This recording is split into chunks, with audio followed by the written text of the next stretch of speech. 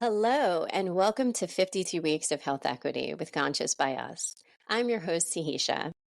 Imagine a world where everyone lives their healthiest version of life. What would that look like? At Conscious by Us, we believe health impacts all aspects of our lives, especially our progress toward creating a diverse and inclusive world where everyone feels they belong. Not only does health impact our aspects of our lives, all aspects, but it's impacted by all the things we have going on. In healthcare, we like to refer to these as the social determinants of health. So if you think about these as five different areas: economic stability, so do you have a job?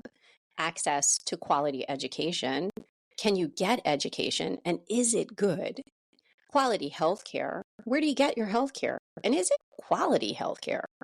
The neighborhood and environment you live in. So, where are you living? Is it healthy? Is there green environments? Or are there places to walk around? And your social and community standing. So, where do you sit in society and community? Are you marginalized? Are you respected? Are you not respected? So, all of these things come into play when we talk about health and we talk about equity in health and how to become the healthiest version of you. With that in mind, I started thinking about having 52 conversations about health equity with a bunch of different people, not just from healthcare, but from various industries who are working towards helping people be healthy. On today's episode, I am so excited to get the opportunity to chat about the entertainment industry and disability or being differently abled with John Lee, Jonni Campbell. Jonni is the founder of Differently Abled Entertainment, whose mission is to promote and encourage differently abled artists in the entertainment industry by producing content featuring their talents. Jonni, I would love if you can just share a little more about yourself so our listeners know where you're coming from. And, maybe why is this important? Well, first of all, I'd just like to thank you for having me on here today.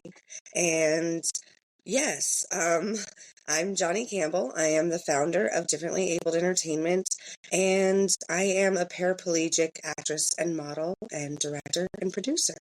And a little bit more about me is, I've struggled a lot with a lot of different health issues and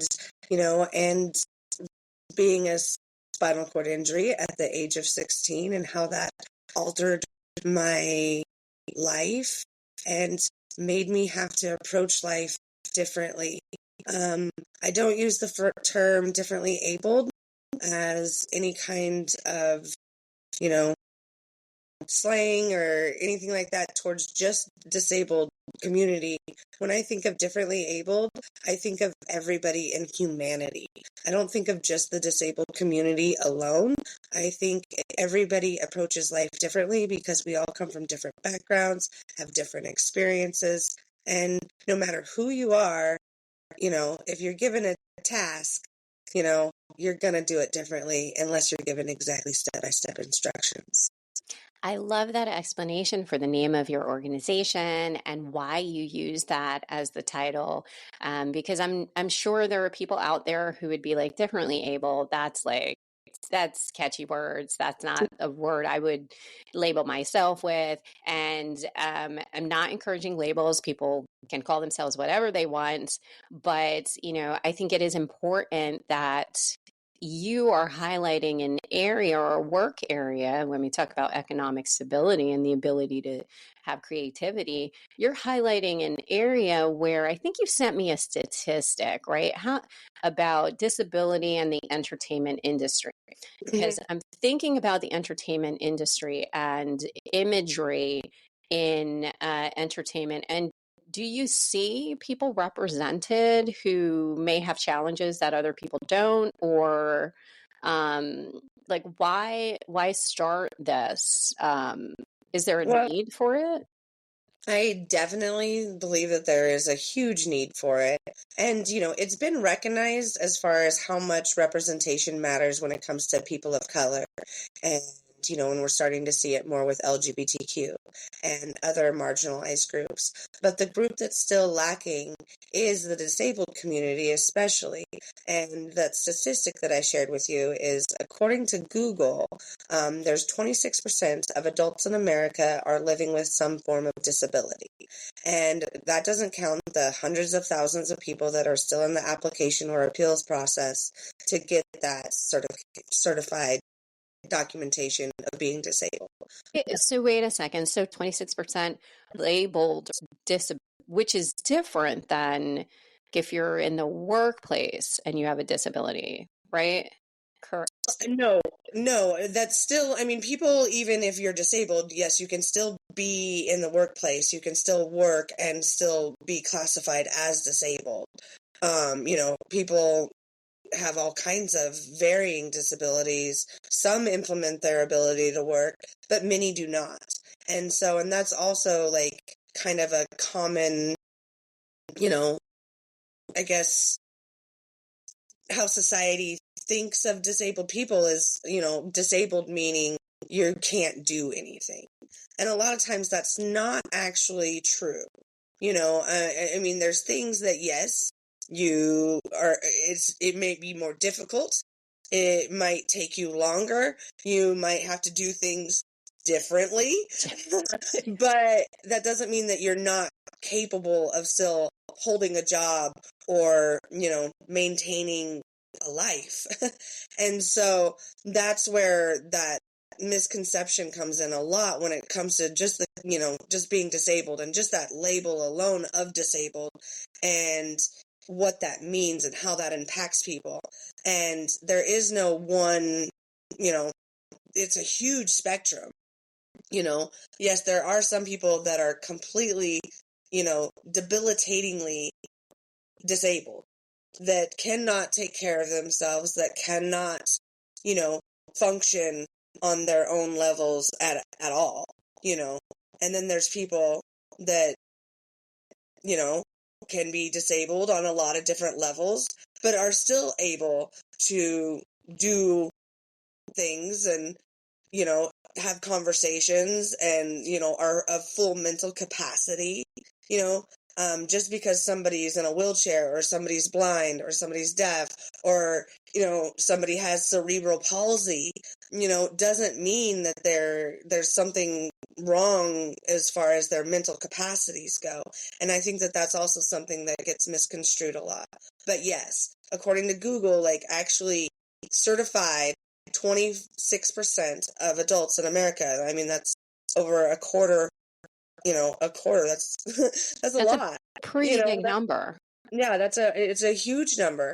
But yet, okay, so when it comes to representation, we're only represented in film and TV. The disabled community as a whole is only represented in film and TV 1 to 2% of the time. So 1 to 2% of films and television shows. I mean, you think about it, and now more recently you're starting to see it more and more because it's starting to become an issue because people are starting to speak up about it. So we're starting to see that 1 to 2%. Maybe we're up to maybe 3 or 4 now, woohoo! But that's still, it's not enough. But we go back to that 1 to 2%, because I'm still going to stay with those numbers because those are the numbers that I actually know, and this is according to Google. 1 to 2% are represented.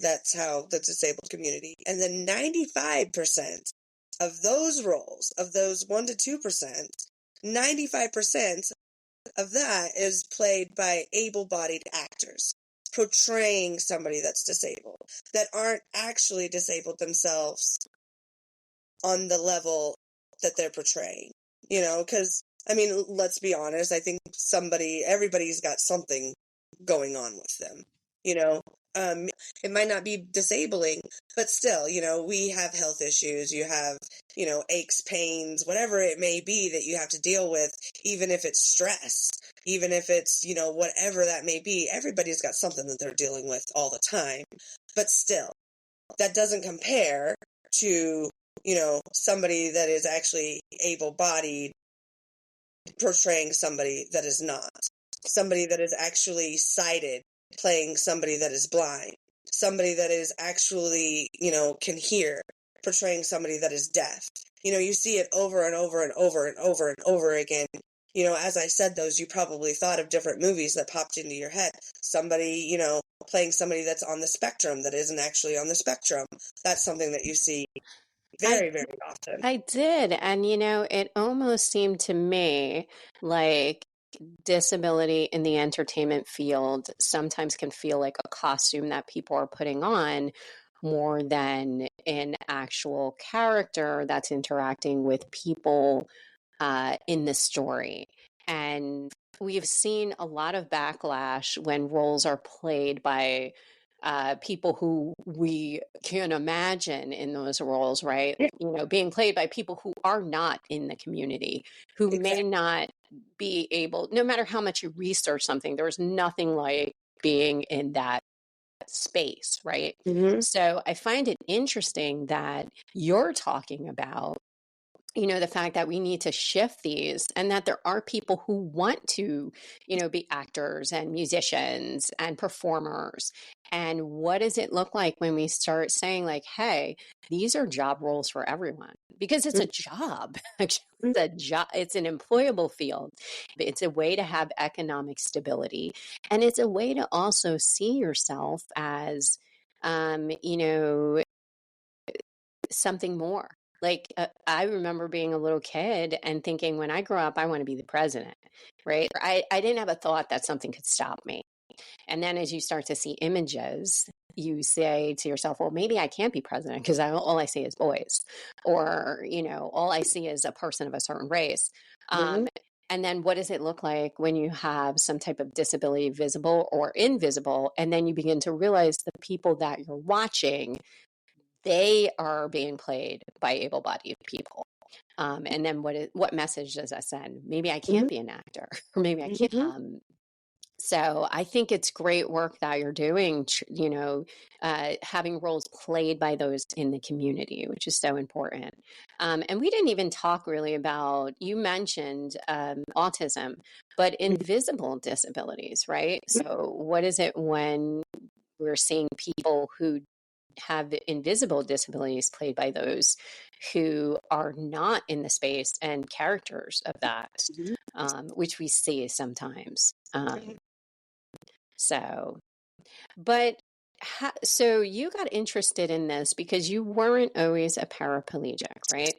So tell me about Jonni as that dream, because you had a dream to go into entertainment, right? Yes. Yeah, I've always loved all things entertainment, basically.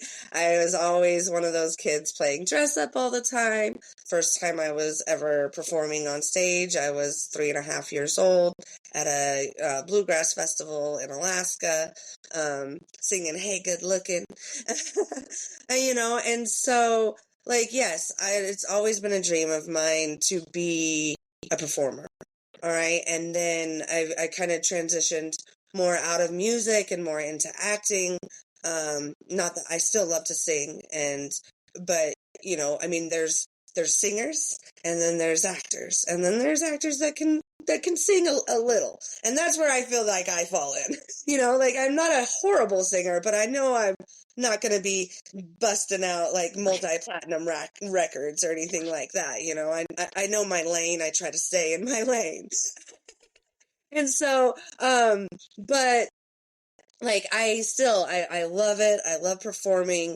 I did, all through grade school a little bit, but especially like since 6th grade on, I was in at least like 2 to 3 productions a year. And in high school, I was stage manager, kind of like a student director. And then when I had my rec, the middle of my junior year, Your because junior year in high school. yeah, the junior year in high school. So you're going along, you're thinking life is going to be this certain way, you're performing like musical theater stuff, like theater stuff. Is that what you're Well, I was in choir and I was in theater. We didn't really ever do any like music theater. Okay. But I was in both of those, extracurricular groups, and then also a bunch of other clubs. But yeah, and I was a CNA at a nursing home at the time as well. And so I was working, I was, thinking life is just kind of dandy. And then, life changes, kind of sends you for a loop.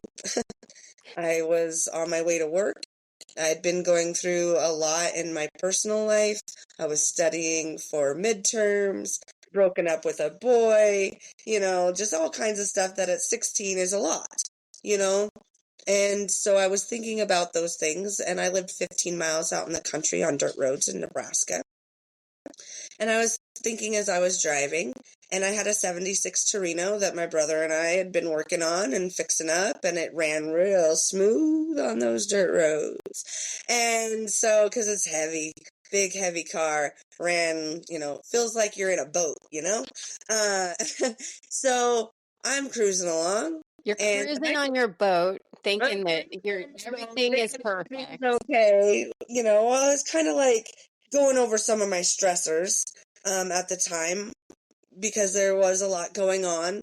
But yeah, you don't think of much. The night before, I'd been going home and I hit a soft spot in the road. And when you drive dirt roads every day, that's something that you kind of like, you remember, like where those spots are. And so I was doing 45, 50, which is normal dirt road speed, and kind of fishtailed a little bit. And so the next day I was on my way to work, and like I said, I was kind of thinking of all these things going around, rolling around in my head. And I remembered that spot coming up. And I was floating along. I looked down. I was doing 110. Oh my goodness. Is that Yeah. normal? No, that is not normal dirt road speeds. So I took my foot off the gas because if you're driving on a dirt road and you need to slow down, you don't ever And just it's slam on your easy to go brakes. fast in a boat, listeners. It's Like, easy to go you fast. don't even probably feel it, right? On a No, dirt I road. really, Big, heavy honestly, I didn't. I had no clue I was going that fast. I was like, oh my goodness. And so I took my foot off the gas and I slowed down. I was still doing about 87, 88 miles an hour. Last time I looked down, it was in between there, and the cops, according to their measurements and all that, that's what they told me to. I was doing about 87, 88 miles an hour when I hit that soft spot, and it threw me driver's side first into the ditch. And the ditches in Nebraska they're irrigation ditches for the fields, because I went into a wheat field. And so the roads are kind of built up and the ditches are very steep and deep. And so I went in driver's side first, and it clipped my front end, and I did like 3 cartwheels and was thrown from the car. I broke my back when I hit the ground, and I was conscious through it all. Which is lucky to say because I didn't get any kind of head injury or anything like that. I consider myself extremely, extremely, extremely lucky to have survived it. And I mean, I broke 4 ribs and I broke 1 vertebrae in my back. And other than that, I was almost like not hurt. And I know like that sounds like, but that's extreme. But from my vision of it, I'm very, very lucky. Like things could have been so, so, so much worse. I mean, the worst would be me not being here. Obviously, that would be the worst for like my family and friends and all that. But the injuries, I got a very low injury. I broke T12 in my back, which there's 6 cervical and then 12 thoracic, and you have 5 lumbar, and then you have your sacrum and your coccyx for your tailbone. Okay, that's how the spinal column is set up. All right, and so I'm down there T12, which is right above where the lumbar spine starts. And so I'm very lucky. I cannot feel, or well, feeling is weird to explain, but I cannot use my legs at all. they're just there for looks, is what I like to tell people. Because people ask me all the time, are you able to stand? Nope. They're just there for looks. That's my own little joke. But when everything happened, like I said, I was conscious through it all. And I was a CNA at the time. I had to go through like EMT training to become a CNA. And I was studying for my midterms, which happened to be my physiology midterm. So it was all the bones, all the muscles, how the nervous system worked, all of that. That's what I'd been cramming into my head for like 2 weeks, because our midterm counted for 60% of our grade. So like I had been cramming and studying and cramming and studying, and like I had all this stuff in my head. And when I first, like, everything stopped, and like the car had come down on my right shoulder and pinned my chest and my shoulder, but my trunk was about 3 inches from my face. I was very close to just being completely crushed by my car. Oh my gosh. I looked up and the tire's spinning by my head, and and you're in shock. But it felt like my legs were on fire. I thought there was flames. I looked, there was no flames, but I couldn't move, and I knew right away I had broken my back. Like, I knew right away what had happened. And it was an hour and a half before anybody drove by. It's Sunday afternoon out in the country in Nebraska. And so when the ambulance got there, I'm telling them, I broke my back in the lower Pre-cell thoracic. phone, by the way. Yeah, I didn't have one. The first 2 people that came on up to the accident, they were 2 friends of mine. They also didn't have any. Then luckily another woman pulled up. She was the wife of a farmer. She had a big old bag phone that they had back in the day, and she's the one that called the ambulance. God. Like, all that, everything happens and everything can change just quick, just like that. And I was very lucky. I had a really amazing support system. My family and friends were always very adamant about reminding me that I was still me. Like, yes, your legs don't work, but you're still John Lee. You are still you. So, And a big part of that was being an entertainer. So exactly. it seems like you started thinking at some point, well, this was something that was a big part of my identity and who I am, and how do I continue to have that Exactly. identity? Johnny and I met on a networking event, and what really stood out to me was something I had not thought about when I think about access and health equity, but the variety of jobs that are out there, right? We have this kind of thought in our head that people who have jobs are lucky. You should be glad you have the job you have. You're working, be happy. But there is a difference between having a job just to have a job, and it's more like work, which is a 4-letter word, and having a job you enjoy. And we say to people, well, you're lucky to just have a job, instead of, well, what's your dream job? It was an aha moment for me that you were like, yeah, so I formed this entertainment company to kind of to think about, well, what if you want to be in entertainment? How do you get into it when it's so hard to get into anyways? And we often have these ideas that certain people deserve to have their dream jobs and certain people don't. And so I was like, this is another area where, if my dream was to be an actor, or my dream was to be a musician, and this is a dream defrayed because of my disability status, or because I work differently to accomplish things, how is that a happy life? And how is that a healthy life? So you really got me thinking about the satisfaction piece. Like, just to work is not enough, but to Yeah. work on something you love is amazing. Yes. So, When you can be doing something that you're passionate about, because that's what I say. Like, acting, like what I do, not just acting, like everything that I do, because now that encompasses a lot more than just acting. Even what I do to help other people, like, I am very passionate about all of it.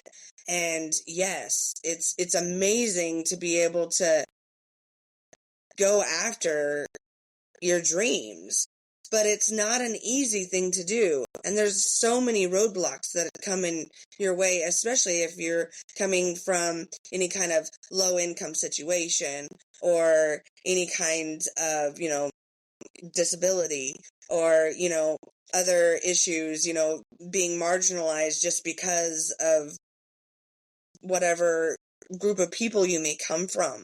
There's all kinds of things that get put in the way, like you said, that, there for a long time. I mean, people know like how whitewashed Hollywood has been since the beginning of Hollywood, and we're starting to see that change, and that needs to happen, but it needs to happen everywhere. Marginalized groups, like the reason that they remain marginalized is because people don't understand them.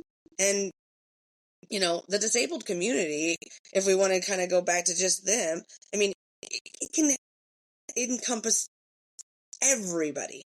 It encompasses all of humanity. It doesn't matter if you're rich or poor, if you're purple with green polka dots, like something can happen to you and Life can change in a moment. Life can change in a moment, or, there's birth defects, there's all kinds of things. You don't know what's going to happen in your family or how it's going to affect someone, but it can happen to anyone.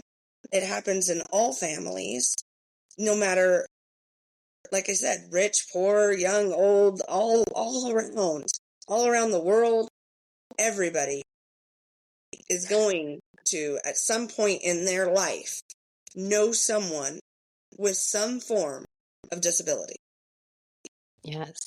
And what's interesting is how we view disability, or when someone gets injured or has some type of health difficulty they're overcoming.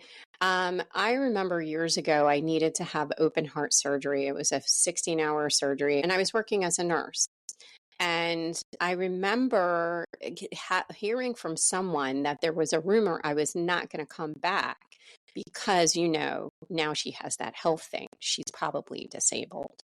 Um, it felt disheartening to know that prior to this, I was viewed as, oh, this person can do the job. But now that you know about some type of disability that I have or some kind of condition, that all of a sudden has changed how you view me. I was fine before, but now I'm not. And you don't even know what I'm going to be like after surgery. And so long story short to that was I had a career decades after that because it happened pretty early on. But it was interesting how we viewed any type of like physical impact, any type of diagnosis that we don't understand, and that I would not be able to do that job. I've heard in physical like businesses and corporations discussions about, well, could that person who is applying for the job, when people are authentic and they're transparent and they name that they may have a disability or need an accommodation, employers kind of being like, well, who else is the candidate? Because you may not have, just like you were saying, those subliminal messages. We don't see disability in the workplace enough. And a lot of our knowledge comes from social media, comes from entertainment, comes from TV, movies. Like, how many times have we sort of used as a guide point some type of book, some type of movie, some type of TV show to help us navigate the world? So when you said that statistic that a quarter of the population has some type of disability, that says to me, we need to have much, much more representation so that we don't continue to push these ideas that disability means they're not going to do the job well, that disability means,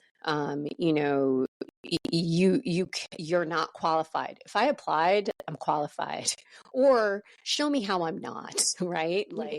So that's the thing. Yeah, and I think, you really hit it. Like, it's the representation. Also, because the films and movies that we do see that we are represented in, as far as the disabled community goes, it's a lot of times it's the same kind of regurgitated timeline, storyline of like this inspirational story of the accident or of this, health scare, and how, a lot of times it is a little bit overcoming, but like you don't actually see them living a life after that. It's always centered on the issue, on the accident, on the, You're so inspiring. Yes. And What would you be doing if you weren't inspiring us? And I mean, and that's great. And I mean, and I don't necessarily like, I don't think people should automatically think that everybody with a disability is inspiring because, oh my God, you're still alive. I mean, that gets a little old. But I do think that that can be twisted and used in also a good way to where we're helping people understand, really what someone faces, or that the fact that they can just be a normal everyday person. That's what I want to see more of, and that's what I want to help produce more of, and just give people roles that it's like, there's been so many times that I've been told, I've auditioned for roles and I've been told, you're fabulous, but we didn't we didn't write this for somebody in a wheelchair. And it's like, but the character doesn't have to do the jumping jacks, so what is the issue? If you think that my talent is there, like, why am I not able to portray this role?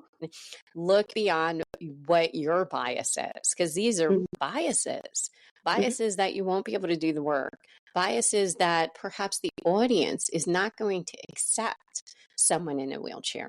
And why would that be? It's an assumption that we need to be quiet. Like, I don't know if you've ever experienced, you probably have, but like, this is not the same thing at all.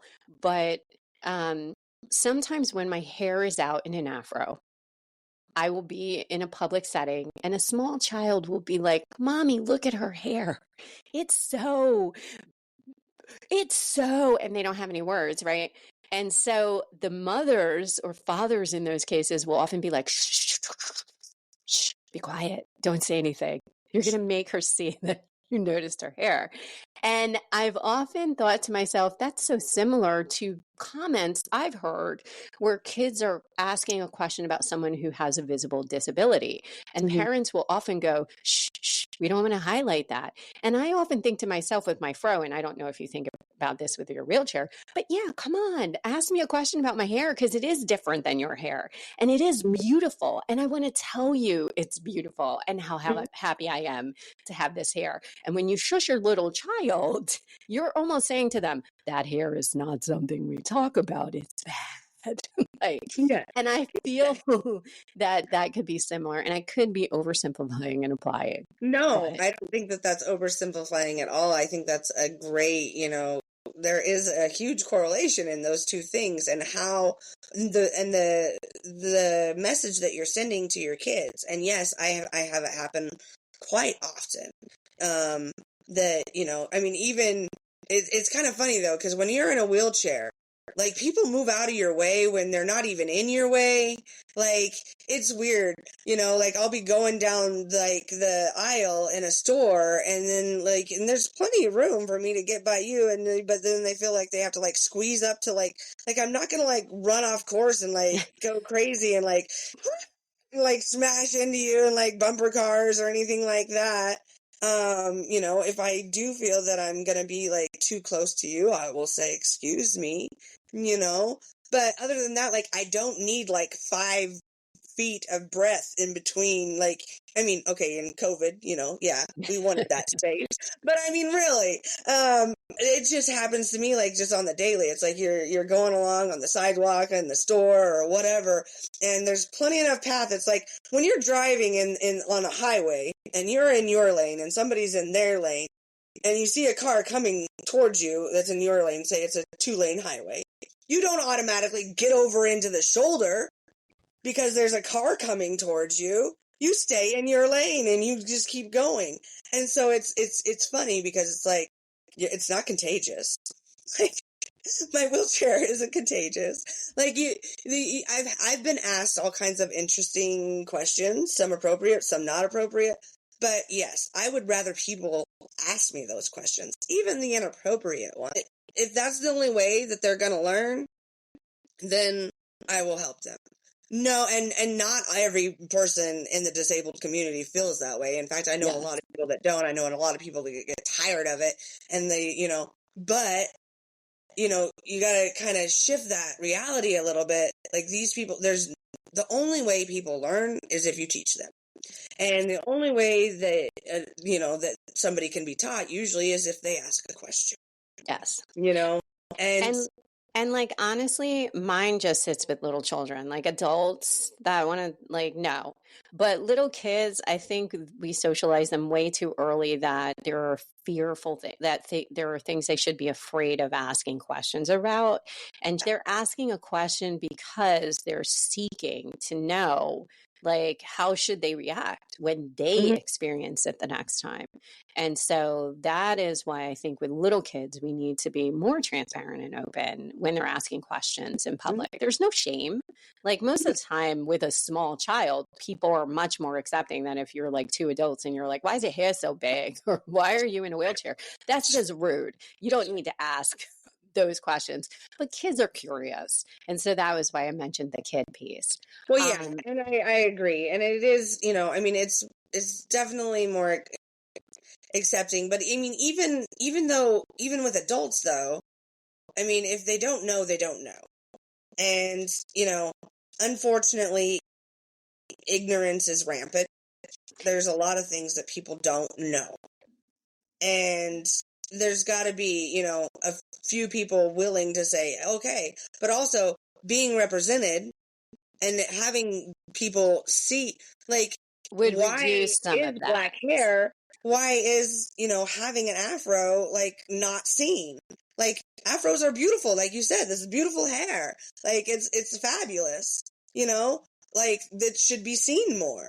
But because a lot of times, it hasn't been accepted, it hasn't been shown.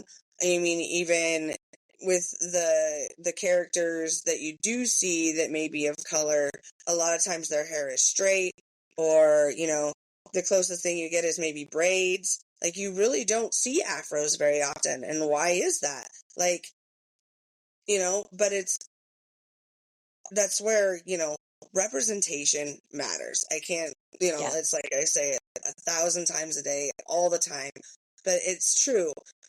People want to see themselves. They want to, and then also by them seeing themselves and then like other people seeing them, then it's not like this taboo, like, weird thing, yeah, just because your hair is in an afro, you shouldn't, like, it shouldn't be like this, like, oh my gosh, I've never seen anything like that before. We should have images everywhere, all the time on, because we are a society surrounded by images. You have billboards, you have magazines, you got the TV going, you got the internet going, you got movies, you got everything. Like, we are constantly bombarded by images all day, every day. And little kids, it starts young. I mean, screen time should be limited and all that. But even still, they're seeing these things. It's just everywhere. And so by having proper representation across the board of people, then you don't have people looking at you like you're green with purple polka dots, like you just stepped off of a spaceship. What are some things that listeners can do as we wrap up our time together? Well, okay, as far as people within the entertainment industry is concerned, actors, writers, producers, directors, casting agents, broaden your scope of what you think disability means and how these people could just be just everyday people. No matter what anybody is facing, in the end, we're all just people.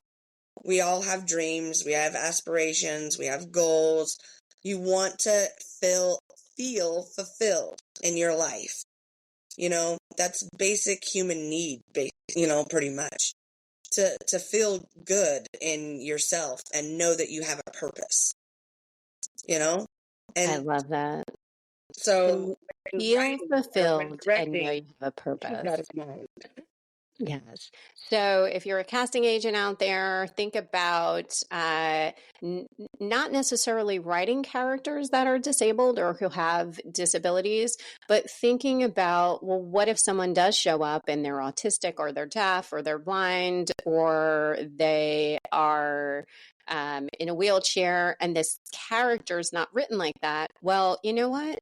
The character might not have been written with curly hair, but maybe the the actor who gets hired has curly hair, right? So Exactly. maybe less minutia, right?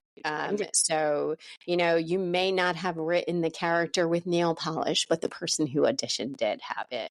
So, Yes. it's just another feature. It's And just then another. where everybody else goes, all I can say is try to learn some compassion and, you know, maybe, yeah, check out some movies. Like, Yes.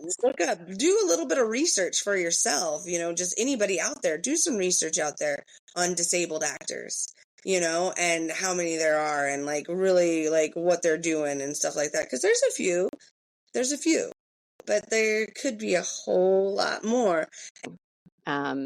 Thank you so much for joining me today. Jonni, this was wonderful. I knew we would have so much to talk about.